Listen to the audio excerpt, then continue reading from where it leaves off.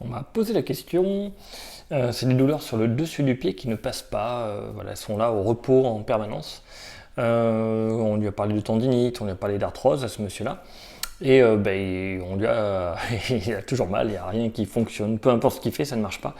Donc il me demande, qu'est-ce que c'est, qu'est-ce qu'on peut faire? Et il a raison de te poser la question. Donc je rappelle pour tous ceux qui ne me connaissent pas encore, hein, si c'est Gilou Tamalou, une chaîne sur la rééducation, donc on résout des problèmes.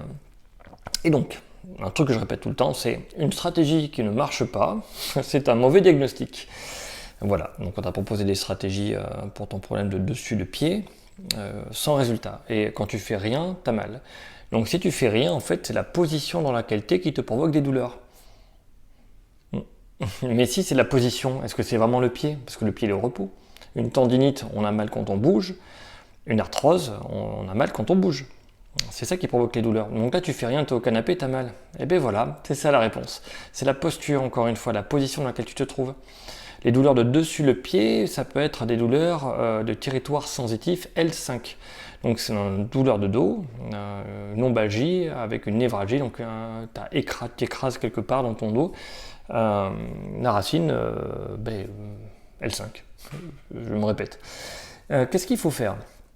Donc, tu peux aller voir sur les playlists, là je montre l'étirement du dos en rotation, c'est pour relâcher, et après c'est l'exercice du cobra qu'il faut faire, cobra statique, pour redonner de la souplesse au dos.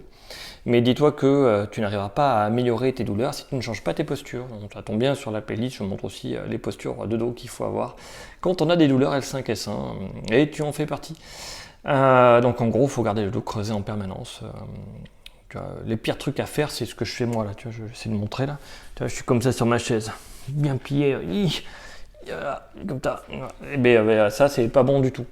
Donc toutes les positions comme ça marchera pas. Les positions de sommeil, c'est pareil. Tu auras très mal si tu dors en boule.